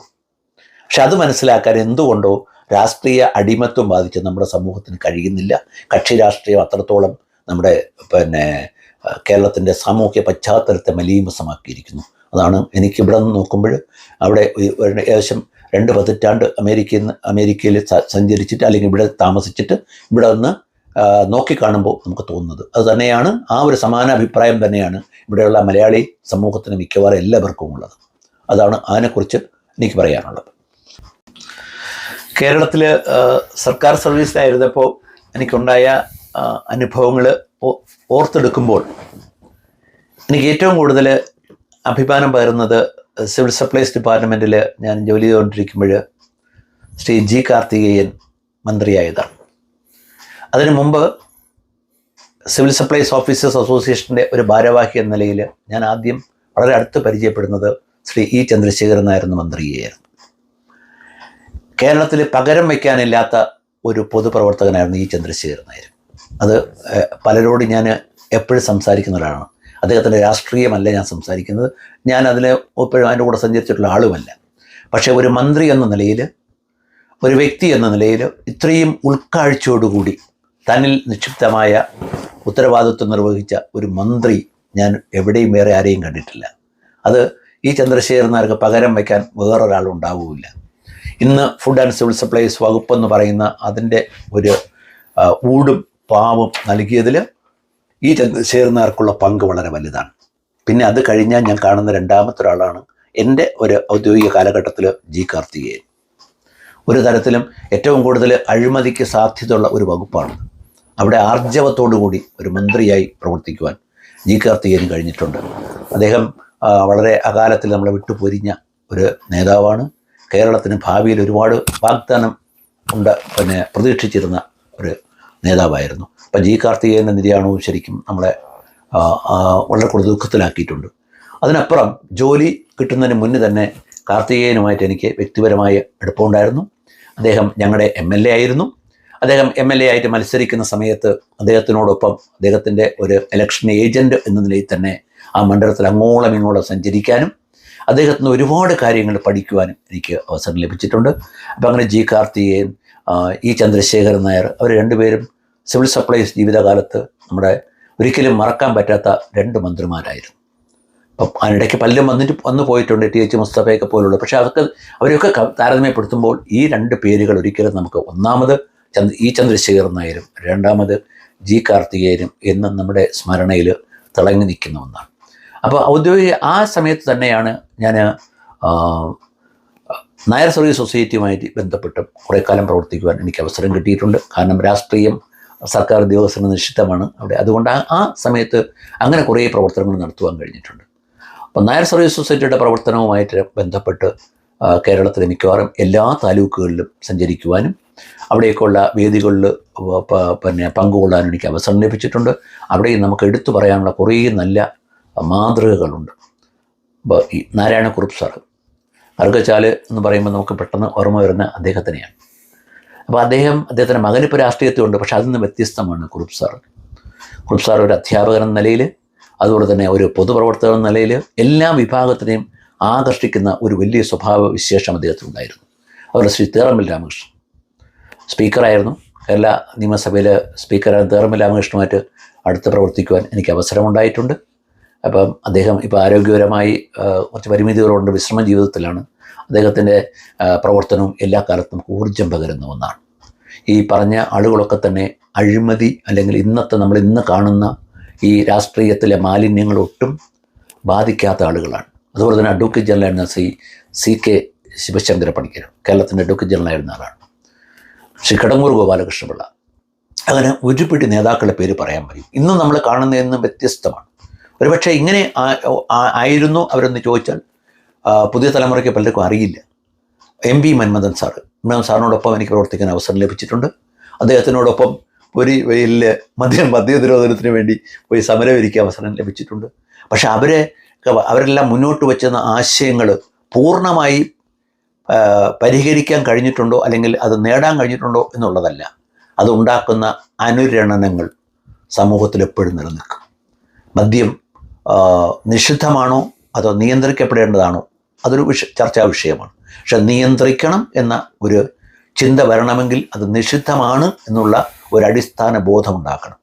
അതുണ്ടാക്കിയെടുക്കുന്നതിൽ MP മന്മഥൻ സാറും അതുപോലെ കുമാരപിള്ള സാറും ഒക്കെ വഹിച്ച പങ്ക് വളരെ വലുതാണ്. അപ്പം അങ്ങനെയുള്ള ഒരുപാട് പ്രമുഖരായ വ്യക്തിത്വങ്ങളുമായിട്ട് അടുത്ത് നിൽക്കുവാൻ നമുക്ക് അവസരം ലഭിച്ചിട്ടുണ്ട്. ശ്രീ കിടങ്ങൂർ ഗോപാലകൃഷ്ണൻ നായർ സൊസൈറ്റിയുടെ ജനറൽ സെക്രട്ടറി ആയിരുന്നു. സുദീർഘമായ കാലം അദ്ദേഹം ആ സ്ഥാനം വഹിച്ച ആളാണ്. പക്ഷെ അദ്ദേഹം പടിയിറങ്ങുമ്പോൾ അദ്ദേഹത്തിന് സമ്പാദ്യം എന്തായിരുന്നു, അദ്ദേഹം അവിടെ നിന്ന് നേടി. അതാണ് നമ്മുടെ സമൂഹം പഠിക്കാൻ ശ്രമിക്കാത്തത്, പഠിക്കേണ്ടതും. ഇന്നത്തെ നമ്മുടെ സമുദായ നേതൃത്വമായാലും രാഷ്ട്രീയ നേതൃത്വമായിരുന്നാലും ഒന്നുമില്ലാതെ വരികയും കോടികളുമായി പടിയിറങ്ങുകയും ചെയ്യുകയാണ്. മന്നത്ത് പത്മനാഭൻ്റെ ജീവചരിത്രം എന്നെ ഏറ്റവും വളരെയധികം പ്രചോദിപ്പിച്ചിട്ടുള്ള ഒന്നാണ്. അതിനകത്ത് അദ്ദേഹം പറയാറുണ്ട്, രാവിലെ കാലിയായ മടിശീലയുമായി വീട്ടിൽ നിന്ന് ഇറങ്ങിയിട്ട് എല്ലാ സ്ഥലത്തു നിന്നും കിട്ടുന്ന ധനം, നായർ സർവീസ് സൊസൈറ്റിയുടെ രൂപീകരണത്തിന് വേണ്ടി അദ്ദേഹം സമാഹരിക്കുന്ന പണം ഏത് രാത്രിയായാലും ഓഫീസിൽ കൊണ്ട് വച്ചിട്ടേ വീട്ടിൽ പോകാറുള്ളൂ. അതൊരു വലിയ തത്വമാണ്. പൊതുപണം ഇരിക്കേണ്ടത് പൊതുജന ഓഫീസിലായിരിക്കണം. ഒരിക്കൽ പോലും നായർ സർവീസ് സൊസൈറ്റിയുടെ 1 രൂപയും കൊണ്ട് അദ്ദേഹം വീട്ടിൽ പോയിട്ടില്ല എന്നുള്ളത് ആ ജീവചരിത്രം എൻ്റെ ഇവിടുത്തെ പുസ്തകശേഖരത്തിലുണ്ട്. അതെന്നെ വളരെ ആകർഷിച്ചൊരു കാര്യമാണ്. ആ പൈസ അദ്ദേഹം ആ ഓഫീസിൽ കൊണ്ട് വെച്ചിട്ടേ പോകും. അപ്പോൾ ഡ്രൈവർ ആ കാലത്ത് പറയുമായിരുന്നു, അപ്പോൾ ഇനിയിപ്പോൾ 1 മണിയെല്ലാം കഴിഞ്ഞു, രാവിലെ പോരെ. അല്ലല്ല, ഇത് സൊസൈറ്റിയുടെ പൈസയാണ്, അത് സൊസൈറ്റിയുടെ ഓഫീസിലാണ് സൂക്ഷിക്കേണ്ടത്. അത്തരം മാതൃകകൾ നമുക്ക് നഷ്ടപ്പെടുന്നു എന്ന് ബലമായി നമ്മൾ സംശയിക്കേണ്ടതുണ്ട്. ഇപ്പം ഞാൻ നേരത്തെ കിടങ്ങൂർ ഗോപാലകൃഷ്ണൻ്റെ കാര്യം പറഞ്ഞു. അദ്ദേഹം നായർ സർവീസ് സൊസൈറ്റിയുടെ ദീർഘകാലം ജനറൽ സെക്രട്ടറി ആയിരുന്നു. അദ്ദേഹം പടിയിറങ്ങുമ്പോൾ സ്വന്തമായിട്ട് അദ്ദേഹം എന്ത് സമ്പാദിച്ചിരുന്നു, അതാണ് നമ്മൾ മനസ്സിലാക്കേണ്ടത്. അതുതന്നെയാണ് മന്മഥൻ സാറിൻ്റെ ജീവിതത്തിൽ നമ്മൾ നോക്കേണ്ടത്. അങ്ങനെയുള്ള വ്യക്തിത്വങ്ങളെ ആദരിക്കുന്ന ഒരു പ്രവണത ഉണ്ടാക്കിയെടുക്കേണ്ടിയിരിക്കുന്നു. അത് ഒരുപക്ഷെ AK ആൻ്റണിയുടെ കാര്യത്തിലായിരുന്നാലും ഉമ്മൻചാണ്ടിയുടെ കാര്യത്തിലായിരുന്നു നമുക്ക് അനുകരണീയമാണ്. അങ്ങനെയുള്ള വ്യക്തിത്വങ്ങളെ അടുത്തറിയുവാനും അവരെ അടുത്ത് നിൽക്കുവാനും അവസരം ലഭിച്ചിട്ടുണ്ട് എന്നുള്ളത് എൻ്റെ ജീവിതത്തിലെ ഏറ്റവും പ്രധാനപ്പെട്ട നാഴികക്കല്ലായി ഞാൻ കണക്ക് കൂട്ടുകയാണ്. അതോടൊപ്പം ഇപ്പോഴത്തെ ഒരു പ്രവർത്തന രംഗത്ത് ഉള്ള ഒരു കാര്യം കൂടെ ഞാൻ പറഞ്ഞ് അവസാനിപ്പിക്കാം. ഞാൻ നേരത്തെ സൂചിപ്പിച്ച പോലെ കേരള ഹിന്ദുസ് ഓഫ് നോർത്ത് അമേരിക്കയുടെ ഒരു പ്രവർത്തകനാണ് ഞാൻ ഇപ്പോഴും. ഈ സമയത്തും അതിൻ്റെ ഭാരവാഹിയും അതിൻ്റെ മറ്റ് സ്ഥാനങ്ങളൊന്നും ഇല്ലെങ്കിലും അതിൻ്റെ ഒരു മുൻ പ്രസിഡൻ്റ് എന്ന നിലയിൽ ഞാൻ ആ രംഗത്ത് ഇപ്പോഴും സജീവമാണ്. അപ്പോൾ അവിടെ ഒരു വ്യത്യസ്തമായ ഒരു സമീപനം എടുക്കാൻ ഞാൻ പലപ്പോഴും ശ്രമിച്ചിട്ടുള്ളത് മതപരമായ സംഘർഷങ്ങൾ ഉണ്ടാകാതിരിക്കുക എന്നുള്ളതാണ്. മതവും മതവിശ്വാസങ്ങളും എപ്പോഴും താത്വികമായിരിക്കണം. നമ്മുടെ ആളുകളിലൂടെ ഉദ്ബോധനത്തിലൂടെ വേണം നമുക്ക് ആളുകളെ പരിവർത്തനമുണ്ടാക്കാൻ. ഇപ്പം സനാതനധർമ്മം ഒരിക്കലും ഒരു മതവിശ്വാസത്തിന് പരിമിതപ്പെടുത്താൻ പാടില്ല. അതിൽ ഉൾക്കൊള്ളുന്ന എല്ലാ തത്വശാസ്ത്രങ്ങളും അത് മാനവികത നിറഞ്ഞതാണ്. അത് മുഴുവൻ സമൂഹത്തിനും ഉൾക്കൊള്ളാൻ കഴിയുന്നതാണ്. മതങ്ങൾ ഉണ്ടാകുന്നതിന് മുന്നേ ഉണ്ടായതാണ്. അപ്പോൾ അതിൻ്റെ ആ ഒരു നന്മയാണ് എന്നെ അതിലേക്ക് ആകർഷിച്ചിരിക്കുന്നത്. ആ രംഗത്ത് ഞാനിപ്പോഴും അമേരിക്കയിലെമ്പാടും അത്തരം സംഘടനകൾ ഉണ്ടാക്കിയെടുക്കുന്നത് പ്രാദേശികമായി ഏകദേശം ഒരു 20ഓളം സംഘടനകൾ രൂപീകരിക്കപ്പെടുന്നതിൽ പങ്കാളിയാകാനോ അതോടൊപ്പം നിൽക്കാനോ എനിക്ക് കഴിഞ്ഞിട്ടുണ്ട്. അത് നമ്മുടെ സമൂഹത്തിന് നൽകുന്ന സന്ദേശം വളരെ വലുതാണ്. അങ്ങനെയുള്ള മൂല്യവത്തായ ഒരു സമൂഹത്തെ വാർത്തെടുക്കുവാൻ നമുക്ക് അവശേഷിക്കുന്ന ജീവിതം കൂടെ ചിലവഴിക്കാൻ സന്തോഷമാണ്. അതിനുള്ള ഒരു അവസരം ഉണ്ടാകട്ടെ എന്ന് മാത്രമാണ് ഞാൻ എപ്പോഴും പ്രാർത്ഥിക്കുന്നത്. അതാണ് എനിക്ക് നമ്മളോട് പറയാനുള്ളത്. Thank you sir. ഹ്യൂസ്റ്റൺ വോയിസിനോട് ഇത്രയും കാര്യങ്ങൾ വിശദീകരിച്ച് തന്നതിൽ ഒരുപാട് സന്തോഷമുണ്ട്. സാറിനെ കണ്ട കാലം മുതൽ കൂടുതൽ പരിചയപ്പെടുവാൻ ഞാൻ ആഗ്രഹിച്ചിരുന്നു. ഒരു 2 കാര്യങ്ങളോട് ചോദിച്ചാൽ, സാറിൻ്റെ കുടുംബത്തിൽ സാഹിത്യത്തോട് ഇത്ര അഭിരുചിയുള്ള ആരെങ്കിലും ഉണ്ടായിരുന്നോ? സാറിൻ്റെ പേരൻസ് എന്തായിരുന്നു? രണ്ടാമത് സാറ് വായിച്ച കൃതികൾ, ഏറ്റവും ഇഷ്ടപ്പെട്ട എഴുത്തുകാരൻ അല്ലെ കൃതികൾ ഏതാണ്? മൂന്നാമത് സാറിൻ്റെ കുടുംബ പശ്ചാത്തലം ഒന്നുകൂടെ ഒന്ന് മക്കളെ പറ്റി വിടുന്നു. എൻ്റെ വ്യക്തിപരമായ കാര്യത്തെക്കുറിച്ച് പറഞ്ഞാൽ ഞാനൊരു കർഷക കുടുംബത്തിലാണ് ജനിച്ചതെന്ന് ആദ്യമേ ഞാൻ പറഞ്ഞു. അത്ര വലിയ സാഹിത്യ ചുറ്റുപാടിലുള്ള ഒരു കുടുംബമൊന്നും ആയിരുന്നില്ല. പക്ഷേ എൻ്റെ സാഹിത്യ രംഗത്തേക്കുള്ള വരവെന്ന് പറഞ്ഞാൽ എൻ്റെ സ്കൂൾ വിദ്യാഭ്യാസ കാലമാണ്. നേരത്തെ സൂചിപ്പിച്ചതുപോലെ ഈശോസഭ വൈദികര സ്കൂളിലാണ് ഞാൻ പഠിച്ചത്. അവിടെ നിന്ന് ലഭിച്ച സാഹിത്യപരമായ പ്രോത്സാഹനമാണ് പുസ്തകങ്ങൾ വായിക്കാനും പുസ്തകങ്ങളെ സ്നേഹിക്കുവാനും എന്നെ നിർബന്ധിതനാക്കിയത്. എല്ലാ കാലത്തും എനിക്ക് എൻ്റെ ഏറ്റവും പ്രിയപ്പെട്ട എഴുത്തുകാരൻ എന്ന് പറഞ്ഞാൽ അത് ഓരോ തലമുറയ്ക്കും വ്യത്യാസമാണ്. ഒരു കാലത്ത് എസ്.കെ. പൊറ്റക്കാടായിരുന്നു. എസ്.കെ. പൊറ്റക്കാട് എന്ന് കേട്ടാൽ എനിക്ക് അദ്ദേഹത്തിൻ്റെ കൃതികൾ, അദ്ദേഹത്തിൻ്റെ സഞ്ചാര സാഹിത്യം അത് ഒരിക്കലും മറക്കാൻ കഴിയില്ല. അവിടെ നിന്ന് പുതിയ പുതിയ കാര്യങ്ങൾ മനസ്സിലാക്കുമ്പോൾ അത് പതുക്കെ വളരുന്നു. അത് വളർന്നിട്ട് അത് O.V. വിജയനിലേക്ക് എത്തുന്നു. ഖസാക്ക് വായിച്ചു കഴിഞ്ഞപ്പോഴാണ് ഇങ്ങനെയാണ് സാഹിത്യത്തിലെ പരിണതി ഉണ്ടാകുന്നത്, പരിണാമം ഉണ്ടാകുന്നത്. അപ്പോൾ അവിടെ എത്തുന്നു. കവിയെ നോക്കുമ്പോൾ ശരിക്കും ചങ്ങമ്പുഴയായിരുന്നു എൻ്റെ ഏറ്റവും പ്രിയപ്പെട്ട കവി എങ്കിൽ അത് പിന്നെ മധുസൂദനൻ നായരിലേക്ക് മാറുന്നു. ആ മധുസൂദനൻ നായരും കൃതികൾ വായിച്ച് അതിൽ ചൊല്ലാനിങ്ങനെ പഠിച്ചുകൊണ്ടിരിക്കുമ്പോഴാണ് ശരിക്കും അയ്യപ്പ പണിക്കർ വരുന്നത്. അയ്യപ്പ പണിക്കരുടെ കവിതകളിലും എനിക്ക് വളരെ ഇഷ്ടമുണ്ട്. വളരെ വളരെ വളരെ പുരോഗമനാത്മകമായി വളരെ സറ്റയറിക്കായിട്ട് അദ്ദേഹം കാര്യങ്ങളെ പണിക്കർ സാർ പറഞ്ഞിട്ടുണ്ട്. എനിക്കൊരു വരികൾ ഇപ്പോഴും മനസ്സിൽ എപ്പോഴും സൂക്ഷിക്കുന്ന ഒരാളാണ് ഞാൻ. അതും കഴിഞ്ഞ് പുതിയ തലമുറയിലേക്ക് വരുമ്പോൾ ഞാൻ നേരത്തെ സൂചിപ്പിച്ച പുതിയ തലമുറ എഴുത്തുകാരെയൊക്കെ ഞാൻ വായിക്കാറുണ്ട്. ഇപ്പോൾ M.D. വാസുദേവൻ നായർ ഞാൻ വളരെ ഇഷ്ടപ്പെടുന്ന ആളാണ്. എന്നാൽ അതോടൊപ്പം തന്നെ സേതുവിനെ, ഇപ്പോൾ പാണ്ഡവപുരമൊക്കെ വായിക്കുമ്പോൾ സേതു എന്ന എഴുത്തുകാരൻ മറക്കാൻ കഴിയുന്നില്ല. അതുപോലെ സുഭാഷ് ചന്ദ്രൻ്റെ നോവൽ. അപ്പോൾ എല്ലാത്തിനും ഒരു വ്യത്യസ്തതയാണ്. ഇപ്പോൾ ഒരു എഴുത്തുകാരനെ മാത്രം നമുക്ക് കാണാൻ കഴിയില്ല നമ്മുടെ മുഴുവൻ താല്പര്യങ്ങളും പൂർത്തീകരിക്കപ്പെടുന്നത്. ഒരു തലമുറയുടെ കഥ പറയുന്ന പുസ്തകങ്ങളാണ് പലതും നോക്കിയിട്ടുള്ളത്. ഇപ്പോൾ വിലാസിനുള്ള അവകാശികൾ വായിക്കാൻ ശ്രമിച്ചിട്ടുണ്ട്. പക്ഷെ അത് പൂർത്തിയാക്കാൻ കഴിഞ്ഞിട്ടില്ല. കാരണം അത്രയും ബൃഹത്തായ ഒരു പുസ്തകം, അത്രത്തോളം അതിനകത്തൊരു വായനാക്ഷമത നിലനിർത്താൻ കഴിഞ്ഞുവെന്ന് എനിക്കൊരു സംശയമുണ്ട്. പക്ഷേ M.K. മേനോൻ സാറിന് എനിക്കിഷ്ടമാണ്. അദ്ദേഹം ഞങ്ങളെ തിരുമല താമസിച്ചിരുന്ന ഒരാളാണ്. എനിക്ക് പരിചയപ്പെടാനും സംസാരിക്കാൻ സാധിച്ചിട്ടുള്ള ആളാണ്. എന്നാലും ഞാൻ പറഞ്ഞത്, എഴുത്തുകാർ എന്ന് പറയുമ്പോൾ ഓരോരുത്തർക്കും അവരുടേതായ ഒരു സന്ദേശം പറയാനുണ്ടാവും. അവർക്ക് സ്വകാര്യമായി നമ്മളോട് എന്തെങ്കിലും പറയാനുണ്ടാവും. ആ സ്വകാര്യതയെ കണ്ടെത്തുന്നിടത്താണ് സാഹിത്യകാരനിലുള്ള നമ്മുടെ താല്പര്യം ജനിക്കുന്നതും നിലനിന്ന് പോരുന്നതും. അത് നിലനിർത്താൻ കഴിയുന്ന എഴുത്തുകാരൻ എപ്പോഴും തലമുറകൾ പിന്നിടുന്ന എഴുത്തുകാരൻ തന്നെയായിരിക്കും. അതുകൊണ്ടാണ് മാധവിക്കുട്ടി ഇപ്പോഴും നമ്മളിൽ ജീവിക്കുന്നത്. മാധവിക്കുട്ടിയുടെ കൃതികളിൽ നമ്മളോട് ചില കാര്യങ്ങൾ മാധവിക്കുട്ടി പറഞ്ഞത് എന്നോട് മാത്രം പറഞ്ഞാണെന്ന് എനിക്ക് തോന്നുന്നു എന്നുള്ളത് കൊണ്ടാണ് ഞാൻ ആ പുസ്തകത്തിന് ഇപ്പോഴും നെഞ്ചോട് ചേർത്ത് അവരുടെ പുസ്തകങ്ങൾ വായിക്കുന്നത്. അതാണ് സാഹിത്യം സംബന്ധിച്ച് എനിക്ക് പറയാനുള്ളത്. എല്ലാ എഴുത്തുകാരും, ആ എഴുത്തുകാർക്ക് വായനക്കാരിൽ ഒരു സ്വകാര്യത ഉണ്ടാക്കാൻ കഴിഞ്ഞാൽ, സ്വകാര്യത ജനിപ്പിക്കാൻ കഴിഞ്ഞാൽ അദ്ദേഹത്തിൻ്റെ കൃതികൾ കാലാതീതമാകും എന്നാണ് ഞാൻ വിശ്വസിക്കുന്നത്. പുതിയ തലമുറയിലുള്ള എഴുത്തുകാരോട് വളരെ പ്രതീക്ഷയുള്ള ഒരാളാണ് ഞാൻ. അല്ലാതെ സാഹിത്യം മരിക്കുന്നു എന്നൊന്നും ഞാൻ വിശ്വസിക്കുന്നില്ല. കാരണം സ്വപ്നം കാണാനുള്ള കഴിവ് നശിച്ചു പോയാൽ സമൂഹം തന്നെ പോയി. അപ്പം അതോടൊപ്പം ആർട്ടിഫിഷ്യൽ ഇൻ്റലിജൻസിനെ കുറിച്ചുകൂടെ പറയേണ്ടിയിരിക്കുന്നു. അതായത് നിർമ്മിത ബുദ്ധി. അപ്പം നമ്മൾ ഇപ്പം ChatGPT എവിടെയെങ്കിലും ഒരു തീം കൊടുത്താൽ ഇന്ന് കഥ വരുന്ന ഒരു കാലമാണ്, അല്ലെങ്കിൽ കവിത വരുന്നൊരു കാലമാണ്. പക്ഷെ അവിടെ നമുക്ക് നഷ്ടപ്പെടുന്ന മാനവികതയുണ്ട്. മാനവികത ഒരിക്കലും ഒരു നിർമ്മിത ബുദ്ധിക്കുണ്ടാക്കാൻ കഴിയുന്ന ഒന്നല്ല. മാനവികത നമ്മുടെ മനസ്സിൻ്റെ നൈർമല്യത്തിൽ നിന്നും ഉദയം കൊള്ളുന്ന ഒന്നാണ്. മാനവികത നഷ്ടപ്പെട്ടാൽ മനുഷ്യൻ തന്നെ നഷ്ടപ്പെട്ടു എന്നുള്ളതാണ്. അപ്പം അതുകൊണ്ട് ഈ നിർമ്മിത ബുദ്ധിയുടെ സാധ്യതകൾ നമുക്ക് അതൊരു ടൂള് മാത്രമാണ്, അതൊരു സാധ്യതയാണ്. അത് ഉപയോഗിക്കുന്നതിൽ മുൻകരുതലുണ്ടാകണം. അതായത് കമ്പ്യൂട്ടർ വന്നപ്പോൾ ആളുകൾ എതിർത്തുപോലെ അതിനെ എതിർക്കുന്നതിൽ അർത്ഥമില്ല. കമ്പ്യൂട്ടർ, ഞാനൊക്കെ സർക്കാർ സർവീസ് പ്രവർത്തിക്കുന്ന കാലത്ത് കമ്പ്യൂട്ടറിനെതിരായിട്ട് ജാഥയില്ലാത്ത ഒരു ദിവസവും ഇല്ല തിരുവനന്തപുരത്തൊന്നും. ആ കമ്പ്യൂട്ടറിന് ഇന്നത്തെ സ്ഥാനം എന്താണ്? അപ്പം അത് കാലഹരണപ്പെട്ട ചില ആശയങ്ങളെ കൊണ്ടു കടന്നുകൊണ്ടാണ്. പക്ഷെ അതേപോലെ നമുക്കത് എങ്ങനെ ഉപയോഗപ്പെടുത്താം? നിർമ്മിത ബുദ്ധിയുടെ സാധ്യതകൾ ഉപയോഗപ്പെടുത്തുന്നത് നല്ല രീതിയിൽ മാത്രമായിരിക്കണം എന്നാണ് എനിക്ക് പറയാനുള്ളത്. സാഹിത്യത്തിൽ ഇപ്പോൾ കൃതി എഴുതി തരുമ്പോൾ കൃതിക്ക് മറ്റെല്ലാം ഉണ്ടാകും. പക്ഷേ നമുക്കറിയാം, ഈ സാങ്കേതികത പിടിമുറുക്കുമ്പോൾ മാനവികത കുടിയിറക്കപ്പെടും. അപ്പം അതാണ് അതിനെ സംബന്ധിച്ച് എനിക്ക് പറയാനുള്ളത്. ആർട്ടിഫിഷ്യൽ ഇൻ്റലിജൻസിന് വളരെ പ്രാധാന്യമുണ്ട്.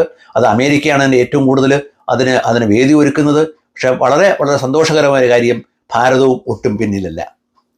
ആർട്ടിഫിഷ്യൽ ഇൻ്റലിജൻസിൻ്റെ സാധ്യതകൾ ഉപയോഗപ്പെടുത്താൻ നമ്മുടെ രാജ്യവും ഈ ലോകത്തിനോടൊപ്പം ഒന്നാം കിട ശ്രേണിയിലേക്ക് ഉയർന്നു വരുന്നുള്ളത് നമുക്ക് ഒരു ഭാരതീയ എന്ന നിലയിൽ അഭിമാനമുള്ള കാര്യമാണ്. അതാണ് എനിക്ക് അക്കാര്യത്തിൽ പറയാനുള്ളത്. Thank you so much.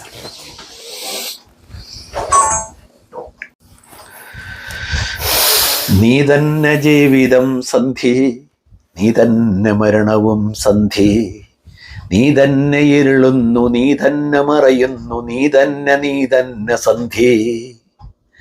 നിൻ കണ്ണിലുറയുന്നു നിബിഡാന്തകാരം, നിൻ ചുണ്ടിലുറയുന്നു ഘനശൈത്യഭാരം.